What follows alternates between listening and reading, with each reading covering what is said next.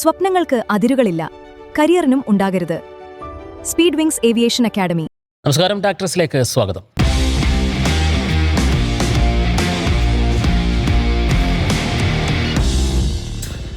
Brazil ഒരു ഗംഭീര വിജയം നേടിയിട്ടുണ്ട്. അവർ തിരിച്ചുവരവിൻ്റെ പാതയിൽ നിന്ന് സൂചിപ്പിക്കുന്ന തരത്തിലുള്ളൊരു വിജയം നേടിയിരിക്കുന്നു. അതിൻ്റെ ആവശ്യത്തിൽ തന്നെയാണ് തീർച്ചയായിട്ടും ബ്രസീൽ ആരാധകർ എന്ന് പറയേണ്ടിയിരിക്കുന്നു. മറുഭാഗത്ത് ഹെയ്ത്തി തീർത്തും നിറമങ്ങിപ്പോയി എന്ന് നമുക്ക് പറയാൻ കഴിയില്ല. സ്കോർ കാർഡ് നോക്കിയാൽ ഒരു പക്ഷേ അങ്ങനെ തോന്നാമെങ്കിലും അങ്ങനെ ആയിരുന്നില്ല കളിയെന്നും വിലയിരുത്തേണ്ടി വരും. എന്തായാലും എനിക്കൊപ്പം ഫൈസൽ ഹംസ ചേരുന്നു, ഒപ്പം MSK ഉണ്ട് എന്ന്.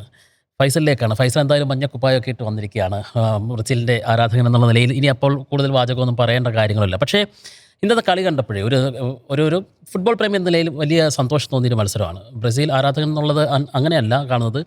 കാരണം എന്താണെന്ന് വെച്ചാൽ കഴിഞ്ഞ കളിയിൽ അവർക്ക് നഷ്ടപ്പെട്ടതെന്തോ അതൊക്കെ ചിലതെങ്കിലും അവർ തിരിച്ചു പിടിക്കുന്നൊരു കാഴ്ച കണ്ടു. ഒത്തിണക്കത്തോടു കൂടി കളിക്കുന്ന കാഴ്ച കണ്ടു. മിഡിൽ നിന്നൊക്കെ സുന്ദരമായിട്ട് പാസുകൾ മുന്നേറ്റ നിരക്ക് കിട്ടുന്ന കണ്ടു. മിഡും പ്രതിരോധവും തമ്മിലുള്ളൊരു കോർഡിനേഷനൊക്കെ കണ്ടു. അങ്ങനെയൊക്കെ നോക്കുമ്പോൾ ഒരു യൂണിറ്റായിട്ട് ബ്രസീൽ കളിക്കുന്നു എന്നുള്ളൊരു തോന്നൽ വന്നു. മറുഭാഗത്ത് ഹെയ്ത്തി ആയതുകൊണ്ട് മാത്രം ആ ഒരു ജയത്തെ നമ്മൾ വില കുറച്ച് കാണേണ്ടതുമില്ല. കാരണം അത് വിശദമായിട്ട് നമുക്ക് പറയാം. ഹെയ്ത്തിയുടെ ഭാഗത്ത് നിന്നും കുറച്ച് പ്രസിംഗും ഒക്കെ വന്നു. അവർക്കും നിർഭാഗ്യം കൊണ്ട് കുറച്ച് ചാൻസസ് ഒക്കെ നഷ്ടമാവുകയും ചെയ്തു. എന്തായാലും ബ്രസീലിനെ ആരാധകർ ആഗ്രഹിച്ച രീതിയിലുള്ള മത്സരം വന്നോ അതോ സ്വാഭാവികമായിട്ടും ഇനിയും കൂടുതൽ അവരുടെ പ്രതീക്ഷകളുണ്ടെങ്കിലും പ്രതീക്ഷ നൽകുന്ന ഗെയിമായിരുന്നു ഇതെന്ന് പറയാൻ കഴിയും? ബ്രസീലിനെ സംബന്ധിച്ചിടത്തോളം ആദ്യ മത്സരത്തിൽ മൊറോക്കോ ശക്തരായ എതിരാളികളായിരുന്നു.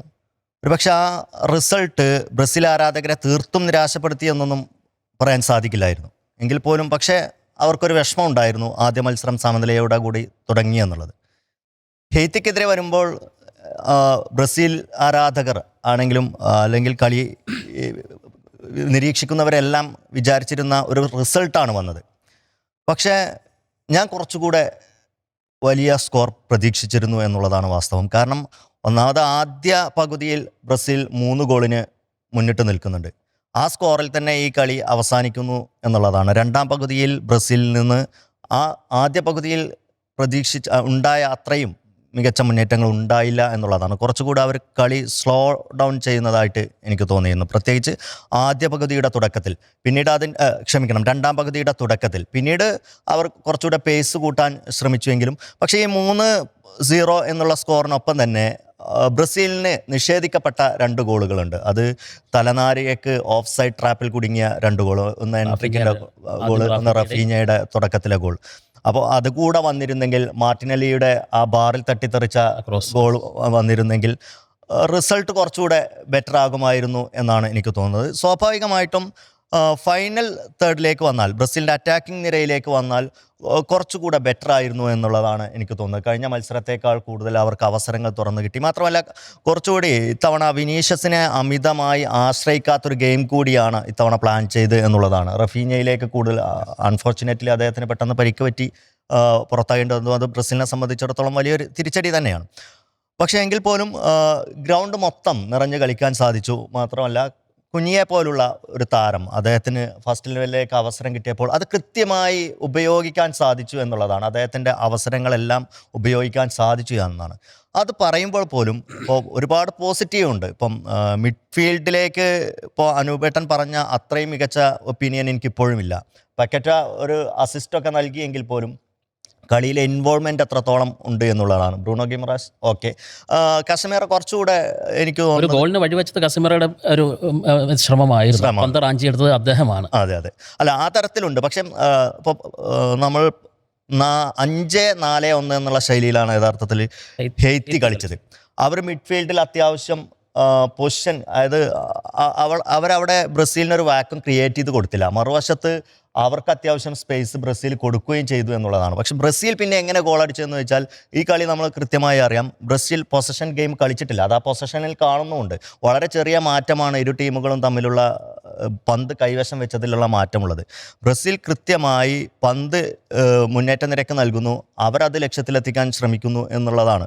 പക്ഷേ ഇപ്പോൾ ഷോട്ട് ഓൺ ടാർഗറ്റിലേക്ക് നോക്കുകയാണെങ്കിൽ പോലും ഒരു ഹെയ്ത്തി പോലുള്ള ഒരു ടീമിനെതിരെ ബ്രസീൽ അടിക്കേണ്ട ടാർഗറ്റ് അല്ല, അത്രയും ഉണ്ടായിട്ടില്ല. കാരണം എനിക്ക് തോന്നുന്നത് 9 ടാർഗറ്റ് ഷോട്ട് മാത്രമാണ് ബ്രസീലിൽ നിന്നുണ്ടായിട്ടുള്ളത്. ആദ്യ പകുതിയിൽ അത് 5 അപ്പോൾ രണ്ടാം പകുതിയിൽ അത്രയും ഉണ്ടായിട്ടുള്ളൂ. മറുവശത്ത് ഹെയ്ത്തിയും ഏതാണ്ട് ആകെ ബ്രസീലിൽ നിന്ന് എനിക്ക് ഇപ്പം ഗോൾ അടിക്കുന്നത് കൊണ്ട് എപ്പോഴും മുന്നേറ്റ നിരയെ അല്ലെങ്കിൽ മധ്യനിരയൊക്കെ നമ്മൾ പ്രൈസ് ചെയ്തുകൊണ്ടിരിക്കും.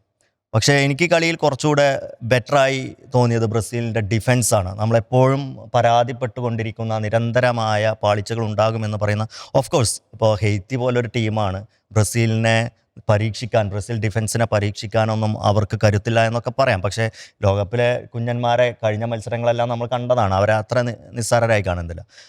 ആദ്യ പകുതിയിൽ ബ്രസീൽ പോസ്റ്റിലേക്ക് ഒരു ഷോട്ട് പോലും അടിക്കാൻ അവർ സമ്മതിച്ചില്ല എന്നുള്ളത് എനിക്ക് തോന്നുന്നത്, ഞാനതിൻ്റെ സ്റ്റാറ്റിസ്റ്റിക്സ് നോക്കുമ്പോൾ 1990 സ്കോട്ട്ലൻഡിനെതിരായുള്ള മത്സരത്തിന് ശേഷം ആദ്യമായിട്ടാണ് ബ്രസീലിന് അത്തരമൊരു നേട്ടമുണ്ടാകുന്നത്. ആദ്യ പകുതിയിൽ എതിരാളികളെ ഒരു ഷോട്ട് പോലും അടിക്കാൻ വിടാതെ ഡിഫൻസ് സ്ട്രോങ് ആക്കി. മാത്രമല്ല ആദ്യത്തെ സ്റ്റാറ്റിക്സ് ഭയങ്കര കൗതുകമുള്ളതാണ്. ഏതാണ്ട് 40-ലേറെ പാസുകൾ, ഏതാണ്ട് അറൗണ്ട് 40-നകത്ത് പാസുകൾ ഈ 4 ഡിഫൻഡേഴ്സും ഡാനിലോ മുതൽ അങ്ങേറ്റം വരെയുള്ള താരങ്ങൾ പങ്കുവച്ചിട്ടുണ്ട്. അതിൽ തന്നെ കൃത്യത എന്ന് പറയുന്നത് 95+ കൃത്യതയുണ്ടായിരുന്നു ആ പാസുകൾ. അതാണ് അവർ തമ്മിലുള്ള ഒരു ഏകോപനത്തിൻ്റെ തെളിവായിട്ട് എനിക്ക് തോന്നുന്നത്. അതാണ് ഞാൻ നേരത്തെ സൂചിപ്പിച്ചത്. അതായത് പ്രതിരോധത്തിൽ ഉറച്ചു നിൽക്കുന്നു, പന്ത് മറിച്ചു കൊടുക്കുന്നു, അത് വേഗത്തിൽ മുന്നേറ്റത്തിൽ വരുന്നു എന്നാണ് ഞാൻ പറയാനുള്ള കാരണം. എന്തായാലും MSK ഈ മത്സരത്തിലേക്ക് വരുമ്പോഴേ, കഴിഞ്ഞ മത്സരത്തിൽ നമുക്ക് നിരാശ നൽകിയൊരു കാര്യമാണ് എന്തുകൊണ്ട് കൂടുതൽ ഗോളുകൾ വരുന്നില്ല എന്നുള്ള ഒരു സാധ്യത, ഒരു സിറ്റുവേഷൻ അവിടെ ഉണ്ടായിരുന്നു. ഇന്നത്തെ മത്സരത്തിൽ കോച്ച് നിർണായകമായിട്ടുള്ള ചില ആൻസലോട്ടി ആദ്യത്തെ കളിയിൽ നിന്ന് പാഠം ഉൾക്കൊണ്ടു എന്ന് തന്നെയാണ് നമുക്ക് മനസ്സിലാക്കുന്നത്. 2 വലിയ മാറ്റങ്ങൾ അദ്ദേഹം വരുത്തി. 2 പേരെ മാറ്റിയിട്ടുള്ളൂ ഫൈനൽ 11-ൽ. ആദ്യം സ്റ്റാർട്ട് ചെയ്തപ്പോൾ, അതായത് മുന്നേറ്റ നിരയിൽ തിയാഗോ പോയിട്ട് പകരം കുഞ്ഞ വരുന്നു, പിന്നിൽ ഇബനൈസിന് പകരം ഡാനിലോയും വരുന്നു. ഈ 2 മാറ്റങ്ങളാണ് അദ്ദേഹം വരുത്തിയത്. പക്ഷേ കളിക്കളത്തിൽ അതിൻ്റെ ഇമ്പാക്റ്റ് ഭയങ്കരമായിരുന്നു. അതിനുപരിയായിട്ട് കഴിഞ്ഞ കളിയിൽ ഇപ്പം ഫൈസൽ പറഞ്ഞൊരു പോയിന്റ് കറക്റ്റാണ്. കഴിഞ്ഞ കളിയിൽ വിനീഷ്യസിനെ മാത്രമാണ് അവർ കൂടുതലായിട്ട് ഉപയോഗിക്കാൻ ശ്രമിച്ചെങ്കിൽ ഇത് കുഞ്ഞ വന്നതോടുകൂടി, അല്ലെങ്കിൽ അതിന് മുമ്പ് റാഫിഞ്ഞുള്ള ഒരു സാഹചര്യത്തിൽ മുന്നേറ്റത്തിന് കുറച്ചുകൂടി തീവ്രത വന്നു. മാത്രമല്ല ഈ 3 ഗോളിലും വിനീഷ്യസിൻ്റെ പങ്കുണ്ടായിരുന്നു എന്ന് തന്നെയാണ് ഏറ്റവും എളുപ്പത്തിൽ പറയാനുള്ളത്. ആദ്യത്തെ റീബൗണ്ട് വരുന്ന ഷോട്ട് അദ്ദേഹത്തിൻ്റെതായിരുന്നു. രണ്ടാമത്തത് ഒരു പാസ് കൊടുക്കുന്നത് അദ്ദേഹത്തിൻ്റെ കാലിൽ നിന്ന് വരുന്നുണ്ട്. മൂന്നാമത്തെ തീർച്ചയായിട്ടും അദ്ദേഹത്തിൻ്റെ ബ്രില്യൻസിലൂടെ ആ ഗോളും വരുന്നുണ്ട്. അപ്പോൾ സ്വാഭാവികമായിട്ടും അവർ ഓരോ ഏരിയയും പഠിക്കുകയാണ്. കഴിഞ്ഞ കളി അപേക്ഷിച്ച് നോക്കുമ്പോൾ ഈ കളിയിൽ ഒരു ഒത്തിണക്കമുള്ളതായിട്ട് സൂചിപ്പിക്കാം. ഒരു കടുത്ത ആരാധനായിട്ടുള്ള ഫൈസലിന് എതിരെ അഭിപ്രായം ഉണ്ടാകും. എങ്കിലും സാധാരണഗതി നമ്മൾ കളി കാണുന്നവർക്ക് എന്താണ് പറയാനുള്ളത് ഈ ബ്രസീലിൻ്റെ കളിയെ പറ്റി? ആക്ച്വലി ഈ കുഞ്ഞയുടെ പെർഫോമൻസ് ആണ്. അദ്ദേഹം ആ ടീമിലേക്ക് വരുന്നു, ഫസ്റ്റ് 11-ൽ തന്നെ വരുന്നു. അദ്ദേഹത്തിൻ്റെ ഗോൾ എന്ന് പറയുമ്പം അത് ഒരു സാധാരണ ഗോളായിരിക്കാം, പക്ഷെ അതൊരു ടെൻഷൻ റിലീഫ് ഗോളായിരുന്നു. മൊത്തത്തിൽ നമുക്കറിയാം, കഴിഞ്ഞ ഇപ്പം ബ്രസീലും മഞ്ഞയാണ്, ക്രിക്കറ്റിൽ ഓസ്ട്രേലിയയും മഞ്ഞക്കുപ്പായാണ്.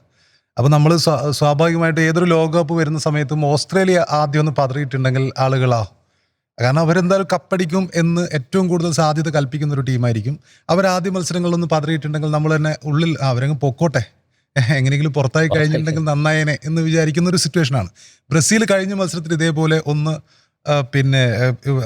വലുതായിട്ട് പതറി എന്ന് പറയാൻ പറ്റില്ല, കാരണം അതും നല്ലൊരു ടീമാണ്. അപ്പം ആ സമയത്ത് നമ്മൾ ഇവരങ്ങ് പൊക്കോട്ടെ എന്നുള്ള ലൈനിൽ തന്നെ തുടക്കത്തിലേ പുറത്തായിട്ടുണ്ടെങ്കിൽ മറ്റു ടീമുകൾക്ക് ഒരു അവസരമാണ്, ടൂർണമെന്റിൽ ഏറ്റവും ശക്തരായ ടീം പുറത്താവട്ടെ, അങ്ങനെ ഒരു സിറ്റുവേഷൻ, അങ്ങനെ ഒരു ചിന്ത പൊതുവെ ഫുട്ബോൾ ആരാധകർക്ക് ഉണ്ടാവും.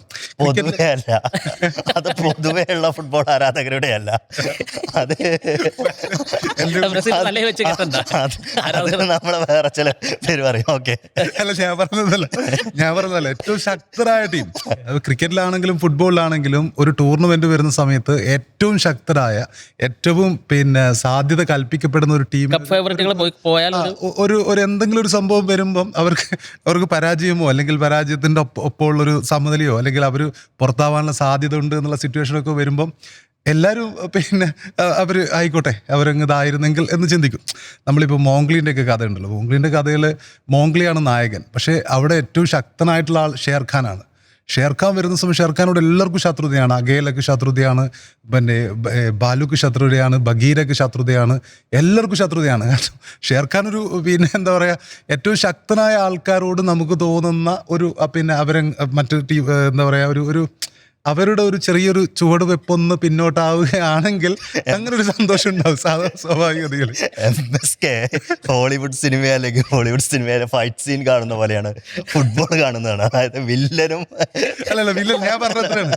കഴിഞ്ഞ മത്സരത്തിൽ ബ്രസീലിന്റെ ആ ഒരു ഇത് കണ്ടപ്പോൾ എല്ലാവരും ഇവരുടെ ആ ഒരു രീതിയിൽ ഇങ്ങനെ സംസാരിച്ചിരുന്നു. പക്ഷെ ബ്രസീലിനെ സംബന്ധിച്ചിടത്തോളം ഇതൊരു നല്ല തിരിച്ചുവരവാണ്. കുഞ്ഞയുടെ ആ ഫസ്റ്റ് ഗോൾ തന്നെ ടെൻഷൻ റിലീഫായി. ഫസ്റ്റ് ഹാഫ് തന്നെ 3 ഗോൾ അടിച്ചു, അവർ ഒരുപാട് മുന്നേറി. പക്ഷെ സെക്കൻഡ് ഹാഫിലേക്ക് വരുന്ന സമയത്ത് അവർക്ക് ഇത് മതി എന്നുള്ളൊരു ഫീൽ ആയി എന്ന് എനിക്ക് തോന്നും. 3 ഗോൾ കൂടുതൽ അടിക്കാൻ ബ്രസീലിന് താല്പര്യം ഇല്ലാത്തതുപോലൊരു സിറ്റുവേഷനാണ് തോന്നിയത്. പിന്നെ വിനീഷ്യസിൻ്റെ ഫോമും ഇമ്പോർട്ടൻ്റ് ആണ്. വിനീഷ്യസ് ഇപ്പോഴും അവരുടെ എക്സ് ഫാക്ടർ എന്ന രീതിയിൽ നിൽക്കുന്ന സമയത്ത് അദ്ദേഹത്തിന് ഈ 3 ഗോളുകളിലും അദ്ദേഹത്തിൻ്റെ സാന്നിധ്യം ഉണ്ടായിരുന്നു എന്നുള്ളത് ഏറ്റവും പ്രധാനപ്പെട്ട കാര്യമാണ്. അദ്ദേഹം ഈ വേൾഡ് കപ്പിൽ ആകെ കൂടി 3 ഗോളുകൾ അടിച്ചു, 3 ഗോൾക്ക് അസിസ്റ്റും നൽകിയിട്ടുണ്ട്. ഇപ്പോൾ വിനീഷ്യസ് തന്നെയാണ് അവരുടെ ഒരു എക്സ് ഫാക്ടർ എന്ന രീതിയിൽ ഈ മത്സരത്തിൽ നമ്മൾ കണ്ടു. പിന്നെയുള്ളത് നമ്മളിപ്പോഴും ബാക്ക് ടു ക്രിക്കറ്റ്. ഈ മത്സരത്തിലും നെയ്മർ കളിക്കാനുണ്ടായിരുന്നില്ല എന്നുള്ളതാണ്. നെയ്മർ കളിക്കാൻ സാധ്യത ഇല്ല എന്നുള്ള കഴിഞ്ഞ ദിവസം തന്നെ പ്രഖ്യാപിക്കപ്പെട്ടു. അപ്പോൾ എനിക്ക് IPL ആണ് ഓർമ്മ വരുന്നത്. കാരണം IPL മഹേന്ദ്ര സിംഗ് ധോണി തുടക്കം മുതലേ ഞാനുണ്ടാവില്ല, ധോണി എപ്പോൾ ഇറങ്ങും എന്നുള്ളൊരു സിറ്റുവേഷൻ അവിടെ ഉണ്ടായിരുന്നു. ധോണിക്ക് പരിക്കാണോ അല്ലയോ എന്നുള്ളൊരു സംശയം ഉണ്ടായിരുന്നു. അപ്പോൾ അതിലേക്ക് വരുന്ന സമയത്ത് അതേപോലത്തെ ഒരു സിറ്റുവേഷനാണ് ഇപ്പോൾ ഉള്ളത്. നെയ്മർ എപ്പോൾ മഞ്ഞക്കുപ്പായത്തിൽ ഇറങ്ങും, CSK മഞ്ഞക്കുപ്പായാണ്. അപ്പോൾ അങ്ങനെ ഒരു ഇത് കൂടിയുണ്ട്. അത് മൊത്തത്തിൽ നോക്കുമ്പോൾ ബ്രസീലിനെ സംബന്ധിച്ചിടത്തോളം ഇതൊരു ടെൻഷൻ റിലീഫാണ്. അവർ ടൂർണമെൻറ്റിൽ അവർ ഇപ്പോഴും എന്താ പറയുക, ഞങ്ങൾ തന്നെ കപ്പ് ഫേവറേറ്റ് ആയിട്ട് ഹെയ്ത്തിയെ പോലുള്ള രാജ്യത്തിനെതിരെ തീർച്ചയായിട്ടും ഇപ്പം ജർമ്മനി ചില ടീമുകളെ തോൽപ്പിക്കുന്നത് കാണാറുണ്ട്. 7 ഗോൾ അടിച്ചിട്ടും പിന്നെ 6-7 ഗോളൊക്കെ ഒറ്റയടിക്ക് അടിച്ചിട്ട് ചെറിയ കുഞ്ഞൻ ടീമുകളൊക്കെ തോൽപ്പിക്കുന്ന ഒരു സിറ്റുവേഷൻ കാണാറുണ്ട്. ഇതിൻ്റെ ഇടയ്ക്കുള്ളൊരു മത്സരത്തിലുണ്ടായിരുന്നു. അപ്പം ആ രീതിയിലുള്ളൊരു തോൽപ്പിക്കൽ തന്നെയായിരുന്നു ഒരു പക്ഷേ ആരാധകർ പ്രതീക്ഷിച്ചിട്ടുണ്ടായിരുന്നു. പക്ഷേ ഹെയ്ത്തി നന്നായിട്ട് തന്നെ പെർഫോം ചെയ്തു. സെക്കൻഡ് ഹാഫിലൊക്കെ നന്നായിട്ട് പെർഫോം ചെയ്തു. ഹെയ്ത്തി എന്ന് പറയുമ്പോൾ നമുക്കറിയാം പലപ്പോഴും ഭൂകമ്പങ്ങൾക്ക് പേരിടുകയായിട്ടൊരു രാജ്യമാണ്. പലപ്പോഴും അങ്ങനെയുള്ള സിറ്റുവേഷനാണ് നമ്മൾ കണ്ടിട്ടുള്ളത്. പക്ഷേ എങ്കിൽ കൂടിയും അവരുടെ ഒരു ഫുട്ബോൾ ചരിത്രം എന്ന് പറയുമ്പോൾ 71 അവർ കോൺകാക്കഫ് കപ്പ് നേടിയിട്ടുണ്ട്. അപ്പം 74 കഴിഞ്ഞിട്ട് ഏതാണ്ട് 40 കൊല്ലത്തിന് ശേഷമാണ് അവർ വേൾഡ് കപ്പ് കളിക്കാൻ വരുന്നത്. പക്ഷേ അവരൊരിക്കലും ഇത്രയും ഗ്യാപ്പിൽ അല്ലെങ്കിൽ ഒരു വേൾഡ് കപ്പിൽ പുതുതായിട്ട് വരുന്ന ഒരാൾ അല്ലെങ്കിൽ രണ്ടാമത് മാത്രം വേൾഡ് കപ്പ് കളിക്കുന്ന ഒരു ടീം എന്ന രീതിയിലല്ല പെർഫോം ചെയ്തിട്ടുള്ളത്. വളരെ നന്നായിട്ട് അവർ പെർഫോം ചെയ്തിട്ടുണ്ട്. ബ്രസീലിനെ 3 ഗോളിൽ മാത്രം ഒതുക്കി എന്നുള്ളതാണ് അവരുടെ ഏറ്റവും വലിയ. അല്ല, അവരുടെ ആ കരുത്ത് വ്യക്തമാക്കുന്ന രീതി ടഫ് ഗെയിം തന്നെയാണ് കളിച്ചത്. അതായത് ടാക്ലിങ്ങിലൊന്നും ഒരു മയവും ഉണ്ടായിരുന്നില്ല. അവർക്ക് കാർഡും കാര്യങ്ങളും ഒന്നും ഒരു വിഷയമല്ല എന്ന രീതിയിൽ തന്നെ അവർ കളിക്കുകയും ചെയ്തു. പിന്നെ അവരുടെ കൗണ്ടർ അറ്റാക്കുകളും ശ്രദ്ധേയമായിരുന്നു. അത് നേരത്തെ ഫൈസൽ സൂചിപ്പിച്ച പോലെ ആ പെനാൽറ്റി ബോക്സിലേക്ക് കടന്നു കയറി ആ 4 പേരെ മറികടക്കാനുള്ള സാഹചര്യം ഉണ്ടാകുന്നില്ല എന്നത് മാത്രമായിരുന്നു. അതായിരുന്നു ഒന്ന്. മറ്റൊരു ഭാഗത്ത് ബ്യൂട്ടിഫുൾ ഗെയിം എന്നുള്ള രീതിയിൽ തന്നെ പഴയ ജോഗോ മൊണിറ്റയുടെ പാരമ്പര്യം പേർന്ന ബ്യൂട്ടിഫുൾ ഗെയിം അത്രത്തോളം എത്തിയില്ലെങ്കിൽ പോലും ആ ഒരു ഗെയിം നല്ല കൃത്യമായിട്ടുള്ള പാസിംഗ് ഗെയിം ബ്രസീൽ കളിക്കുകയും ചെയ്തു. എന്തായാലും ഈ കളിയിലേക്ക് വരുമ്പോഴേ കഴിഞ്ഞ ഫോർമേഷൻ നമുക്കറിയാം എന്തായിരുന്നു. ഡിഫൻസീവ് മിഡ്ഫീൽഡർ സഹിതം വിന്യസിച്ചുകൊണ്ടായിരുന്നു ആൻസലോട്ടി ടീമിനെ വിന്യസിച്ചിരുന്നത്. അത് ചിലപ്പോൾ ഒരുപക്ഷേ മറുഭാഗത്ത് മൊറോക്കോ എന്നുള്ള ആക്രമണകാരികളായ ഒരു ടീമായിരുന്നുകൊണ്ടായിരിക്കാം. പക്ഷേ ഇന്ന് അദ്ദേഹം കുറച്ചുകൂടി ആക്രമണാത്മകമായി ടീമിനെ സെറ്റ് ചെയ്യുന്നു. 4-4-2 എന്നുള്ള ഫോർമേഷനിലേക്ക് വരുന്നു. അതിൽ തന്നെ വരുന്ന മാറ്റങ്ങൾ വളരെ രസകരമായിട്ട് തോന്നുന്നു. റഫീഞ്ഞ കഴിഞ്ഞ തവണ വലതു വിങ്ങിലാണ് അദ്ദേഹത്തെ തുടക്കത്തിൽ നിർത്തിയിരുന്നെങ്കിൽ ഇത്തവണ ഇടതുവശത്തേക്ക് അദ്ദേഹത്തെ മാറ്റുകയുണ്ടായി. പക്വേറ്റ വലതു ഭാഗത്തേക്ക് പോകുന്നു. കാസമിറോ ഗിംനസും തമ്മിൽ അവരുടെ സ്ഥാനങ്ങൾ പരസ്പരം മാറുന്നുണ്ട്. അവർ സെൻറ്ററിലേക്ക് വരുന്നുണ്ട്. പിന്നെ നേരത്തെ സൂചിപ്പിച്ച പോലെ ഇബനേസിൻ്റെ ഒരു പൊസിഷൻ മാത്രമാണ് പിൻനിരയിൽ മാറിയിട്ടുള്ളത്. ഇബനേസിന് പകരം അവിടെ ഡാനിലോ വരുന്നു. തിയാഗോയ്ക്ക് സ്ഥാനം നഷ്ടമാവുകയും ചെയ്യുന്നു. കുഞ്ഞയും വരുന്നുണ്ട്. ഈ മൊത്തത്തിലുള്ള ടീമിൽ വരുമ്പോഴും അപ്പോൾ ചില സംശയങ്ങൾ നമുക്ക് ബാക്കിയുണ്ട്. എന്തുകൊണ്ട് കാസമിറയെ മാറ്റി നിർത്തുന്നില്ല? അദ്ദേഹത്തിന് പ്രായക്കൂടുതലായി, അദ്ദേഹത്തിൻ്റെ വേഗതയിൽ പ്രശ്നങ്ങളുണ്ട്, ചലനങ്ങളിൽ താമസമുണ്ടെന്നൊക്കെ നമ്മൾ കണ്ടിരുന്നു. അദ്ദേഹത്തെ എന്തുകൊണ്ട് മാറ്റുന്നില്ല? എഡേഴ്സിനെ ആദ്യ 11ലേക്ക് എന്തുകൊണ്ട് കൊണ്ടുവരുന്നില്ല എന്നൊരു ചോദ്യം അവിടെ വരുന്നുണ്ട്. ഒപ്പം നോക്കുകയാണെങ്കിൽ ഈ എൻട്രിക്കിനെ എന്തുകൊണ്ട് ആദ്യം തന്നെ അല്ലെങ്കിൽ പരീക്ഷിക്കുന്നില്ല? ഇന്ന് അദ്ദേഹം റഫീഞ്ഞയ്ക്ക് പരിക്കേൽക്കുന്ന ഒരു സാഹചര്യത്തിൽ റയാനെയാണ് അദ്ദേഹം ആൻസലോട്ടി പരീക്ഷിക്കുന്നത്. അപ്പോൾ അങ്ങനെയൊക്കെ നോക്കുമ്പോഴും ഇപ്പോഴും ഒരു ഫൈനൽ 11 സംബന്ധിച്ചുള്ള കൃത്യമായ ധാരണ അദ്ദേഹത്തിൻ്റെ പക്കലില്ലേ? ഇതും ഒരു പരീക്ഷണ വേദിയായിരുന്നോ ആൻസലോട്ടിക്ക്? ആൻസലോട്ടി നിരന്തരം പരീക്ഷിച്ചുകൊണ്ടിരിക്കുക എന്നുള്ളത് തന്നെയാണ്. കാരണം അദ്ദേഹത്തിന് അത്ര സമയം കിട്ടിയിട്ടുള്ളൂ ഈ ടീമുമായി എന്നുള്ളതാണ്. ലോകകപ്പ് പോലുള്ള ഒരു വലിയ വേദിയിലേക്ക് എത്തുമ്പോൾ മാത്രമല്ല, നേരത്തെ അദ്ദേഹത്തിൻ്റെ പിക്കിലുണ്ടായിരുന്ന പ്രധാനപ്പെട്ട പെസ്റ്റിയാവയെ പോലുള്ള താരം ഉണ്ടായിരുന്നു. അത് അദ്ദേഹത്തിൻ്റെ പ്രൈം ലിസ്റ്റിലുള്ള ഒരു താരമായിരുന്നു. പരിക്കേറ്റ് പുറത്തു പോകേണ്ടി വന്നു. അതോടൊപ്പം തന്നെ റോഡ്രിഗോയെ പോലുള്ള ഒരു താരത്തെ നഷ്ടപ്പെടുന്നു. അതുകൊണ്ട് തന്നെ അദ്ദേഹത്തിന് നിരന്തരം അദ്ദേഹത്തിൻ്റെ പ്ലാനുകൾ പൊളിച്ചെടുക്കേണ്ടി വന്നു. വീണ്ടും പുതുക്കിക്കൊണ്ടേ ഇരിക്കേണ്ടി വന്നു. കസമേറോയെ സംബന്ധിച്ചിടത്തോളം കസമേറോയെ എല്ലാ കാലത്തും ബ്രസീൽ ഉപയോഗപ്പെടുത്തുന്നത് ഒരു ക്രിയേറ്റീവ് മിഡ്ഫീൽഡർ ആയിട്ടല്ല, കുറച്ചുകൂടെ ഡിഫെൻസീവ് ആണ്. അദ്ദേഹത്തിൻ്റെ ഇൻ്റർസെപ്ഷൻസ് ആണ് അദ്ദേഹത്തെ കൂടുതൽ വ്യത്യസ്തനാക്കുന്നത് എന്നുള്ളതാണ്. അത് ഇന്നും കണ്ടിട്ടുണ്ട്. പിന്നെ പ്രായം അദ്ദേഹത്തിന് ഇപ്പോൾ സ്വാഭാവികമായിട്ടും ഒരു ഡിഫെൻസീവ് മിഡ്ഫീൽഡറുടെ റോള് എന്ന് പറയുന്നത് വളരെ വലുതാണ്. അദ്ദേഹം നിരന്തരം ചലിച്ചുകൊണ്ടിരിക്കേണ്ട ഇതാണ്. ഒരേ സമയം അറ്റാക്കിങ്ങിലേക്ക് അദ്ദേഹത്തിന് കോൺട്രിബ്യൂട്ട് ചെയ്യണം, ഡിഫൻസിനെ എല്ലാ സമയത്തും ഒരു താങ്ങായി നിൽക്കണം എന്നുള്ളതാണ്. പക്ഷേ എങ്കിൽ പോലും ഇന്നിപ്പോൾ താരതമ്യേന കുറഞ്ഞ എതിരാളികളാണ് എന്നുള്ളത് ഒരു പ്രശ്നമാണ്.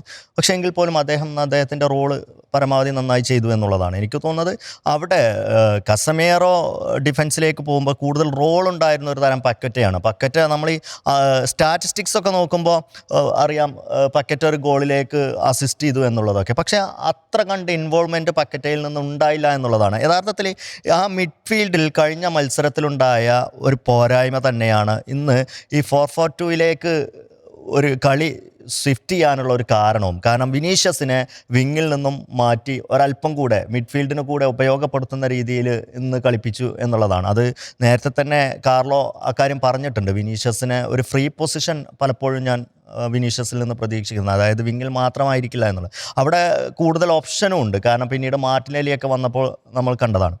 അപ്പം വിനീഷ്യസിനെ കുറച്ചുകൂടെ ക്രിയേറ്റീവായി യൂസ് ചെയ്യുക, അതിന്ന് അതിൻ്റെ ഗുണവും കിട്ടിയെന്നുള്ളതാണ്. ഇന്നടിച്ച 3 ഗോളിലും വിനീഷ്യസിൻ്റെ പങ്കുണ്ടായിരുന്നു എന്നുള്ളതാണ്. യഥാർത്ഥത്തിൽ ആ ഒരു ചേഞ്ച്, വിനീഷ്യസ് ഒരുപാട് ഡീപ്പിലേക്ക് ഇറങ്ങിയിട്ടില്ല, ഒരു ചെറിയ പൊസിഷൻ ചേഞ്ചിങ് ആണ്.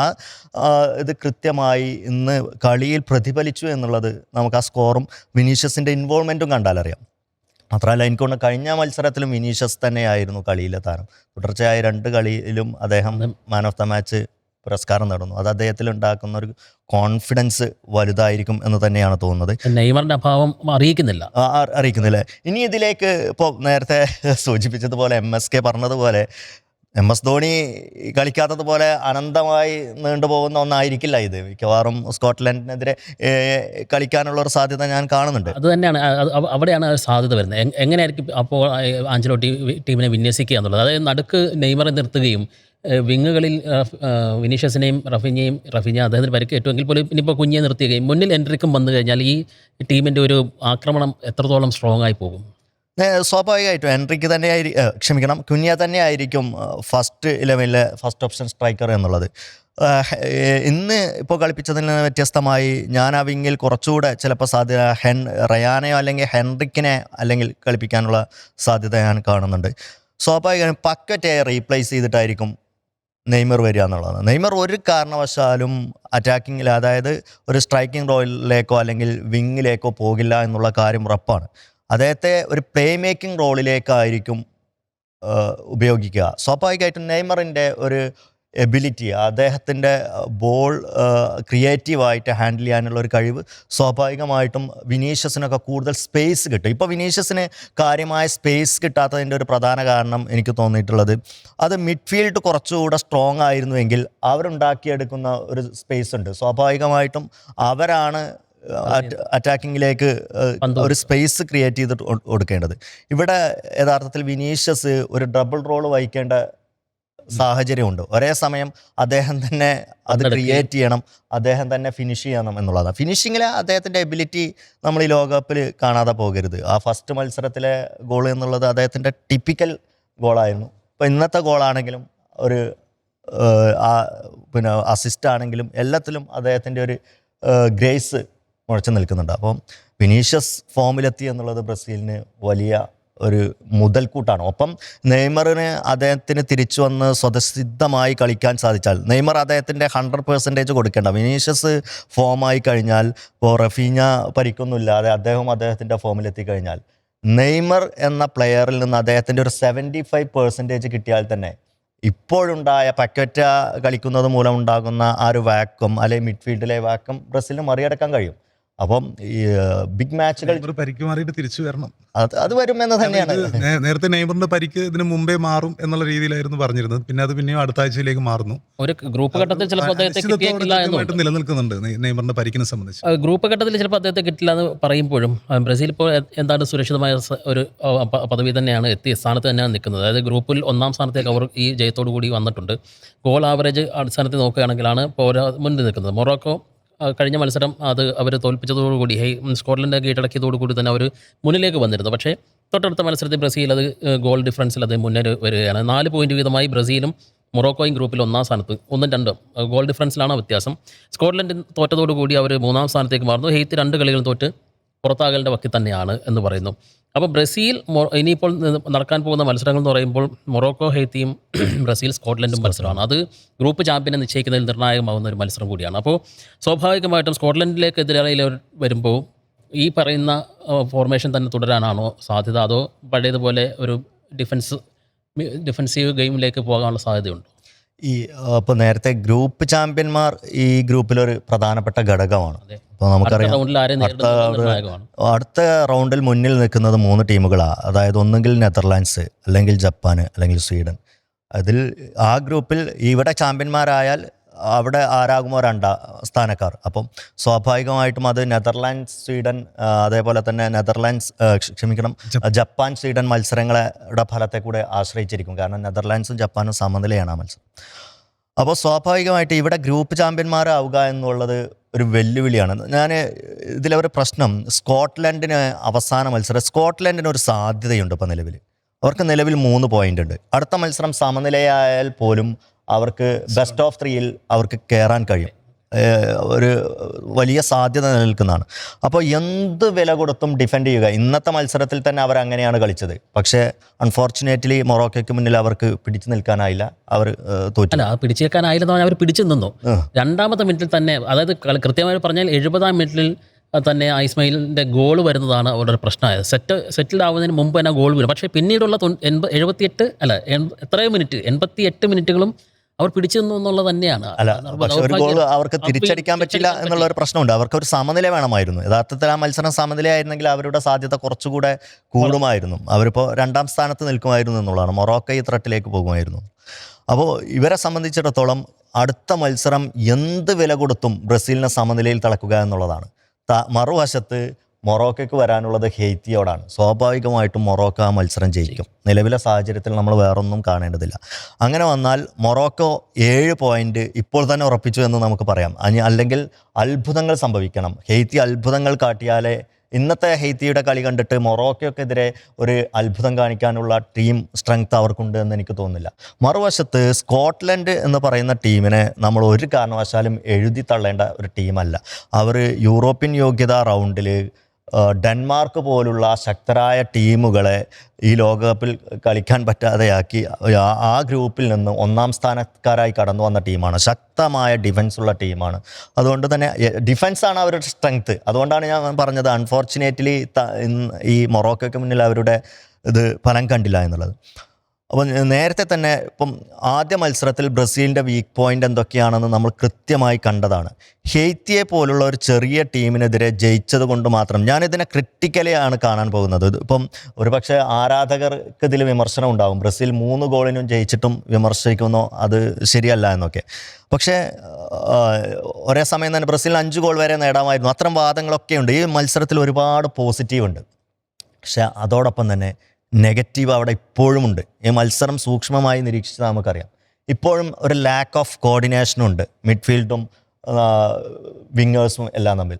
എത്ര പാസുകളാണ് കണക്റ്റ് ചെയ്യാൻ കഴിയാതെ പോയത് എന്ന് നമുക്കറിയാം.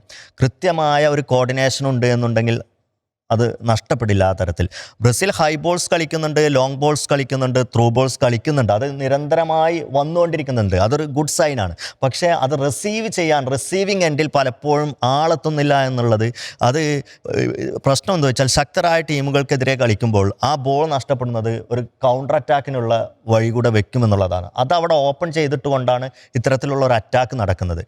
അതൊരു പ്രശ്നം തന്നെയാണ്, ഈ ലാക്ക് ഓഫ് കോർഡിനേഷൻ. രണ്ടാമത്തെ ഞാൻ ഇപ്പോഴും പറയുന്നു, പക്വറ്റ ഫിറ്റല്ല. പക്കറ്റയ്ക്ക് പകരം എനിക്ക് തോന്നുന്നത് കുറച്ചുകൂടെ ഡാനിലോ സാൻഡോസിനെയോ ഒരു അതർ ഓപ്ഷൻ, അത് വെദർ ഇറ്റ് ഈസ് എൻഡിക്ക അല്ലെങ്കിൽ ഡാനിലോ സാൻഡോസ്, ഇനിയിപ്പോൾ പുതിയ വന്ന എഡേഴ്സൺ, ഇവരെ ആരെ വേണമെങ്കിലും ഉപയോഗിക്കാം. പക്ഷേ പക്വറ്റയെ ആ പൊസിഷനിൽ നിരന്തരം കളിപ്പിക്കുക. കാരണം നമ്മൾ ഈ സ്റ്റാറ്റിസ്റ്റിക്സ് മാത്രം എടുത്തു നോക്കിയാൽ അതിനേക്കാൾ അപ്പുറത്തേക്ക് അയാളിൽ ഏൽപ്പിച്ചിട്ടുള്ള ഉത്തരവാദിത്തം അതൊരു പ്ലേ മേക്കിംഗ് ആണ്, ഒരു അറ്റാക്കിംഗ് മിഡ്ഫീൽഡറുടേതാണ്.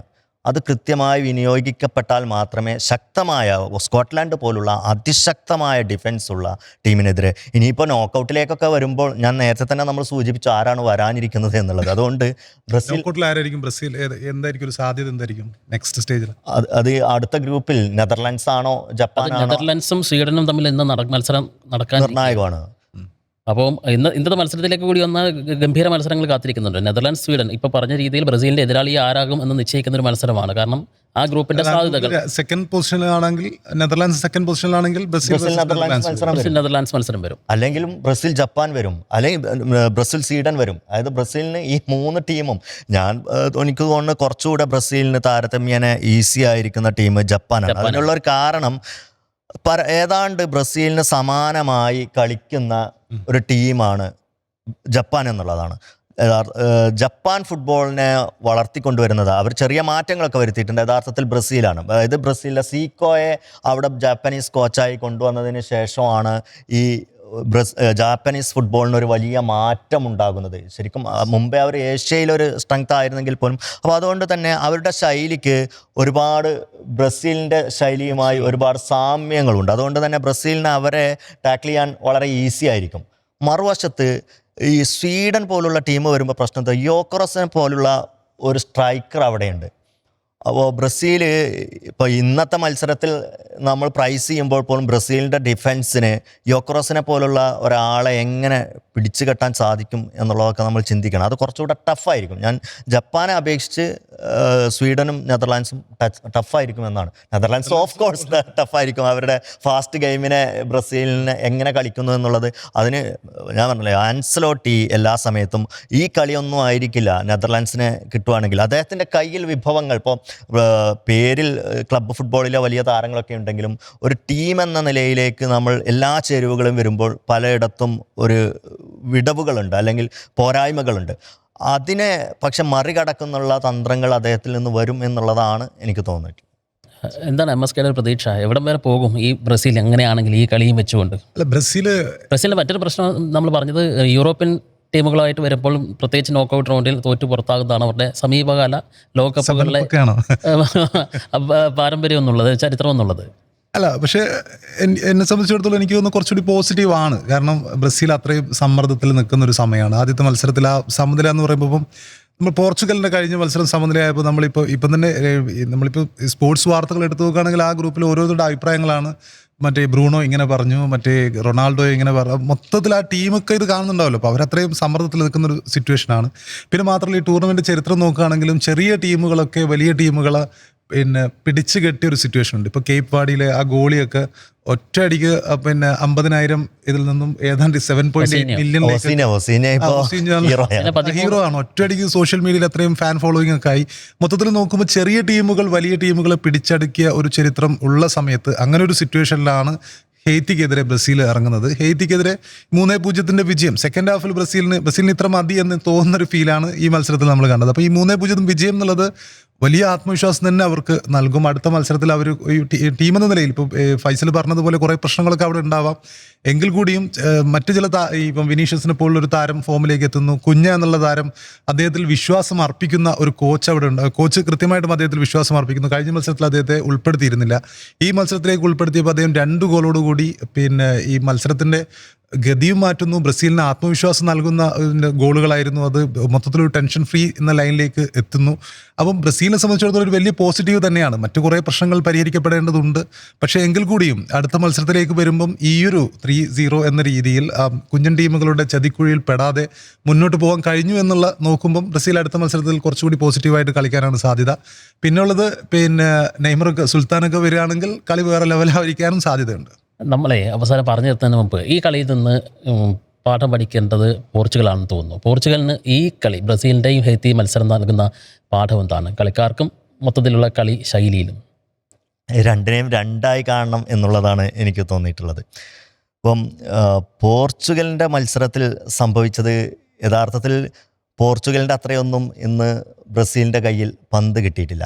യഥാർത്ഥത്തിൽ ഒരു പാഠമുണ്ടെങ്കിൽ അതാണ് നിങ്ങളെ കയ്യിൽ എത്ര പന്തുണ്ട്, നിങ്ങളെ കയ്യിൽ എന്ത് പൊസഷൻ ഉണ്ട് എന്നുള്ളതല്ല. എൻഡ് ഓഫ് ദ ഡേ അത് വെറുതെയാണ്. മുഴുവൻ കാണാപാഠം പഠിച്ചു, അതെ, കാണാപാഠം പഠിച്ചു പോകുന്ന കുട്ടികളെ പോലെയാണ്. എല്ലാം മനസ്സിലുണ്ട്, പക്ഷെ അത് പോസ്റ്റിലേക്ക് എത്തിച്ചാലേ കാര്യം നടക്കുള്ളൂ. അപ്പോൾ പോർച്ചുഗൽ ചെയ്തത് എന്താണെന്ന് വെച്ചാൽ ബോൾ അവരുടെ കയ്യിലുണ്ടായിരുന്നു, കളിയുടെ നിയന്ത്രണം അവർക്കായിരുന്നു, എല്ലാം ഉണ്ട്, എല്ലാം ഞങ്ങളാണ്. പക്ഷേ ഞങ്ങൾ പോസ്റ്റിലേക്ക് മാത്രം അടിക്കാൻ വിട്ടുപോയി എന്നുള്ളതാണ്. ഏതാണ്ട് സ്പെയിനും ഈ സമാന പ്രശ്നങ്ങളുണ്ടായിരുന്നു. പക്ഷേ സ്പെയിൻ പിന്നെയും ട്രൈ ചെയ്തു എന്നുള്ളതാണ്. അപ്പോൾ ഈ ബ്രസീലിൻ്റെ ഭാഗത്ത് നിന്ന് അവർ ഇന്നത്തെ മത്സരത്തിൻ്റെ ഏറ്റവും വലിയ ഒരു എനിക്ക് പോസിറ്റീവായി തോന്നിയത് അനാവശ്യമായി പന്ത് ബാക്ക് പാസ് ചെയ്യാനോ അല്ലെങ്കിൽ സ്വന്തം ഹാഫിലിട്ട് തട്ടിക്കളിക്കാനോ ബ്രസീൽ പോർച്ചുഗൽ അതായിരുന്നു കൂടുതലും ചെയ്തിരുന്നത്.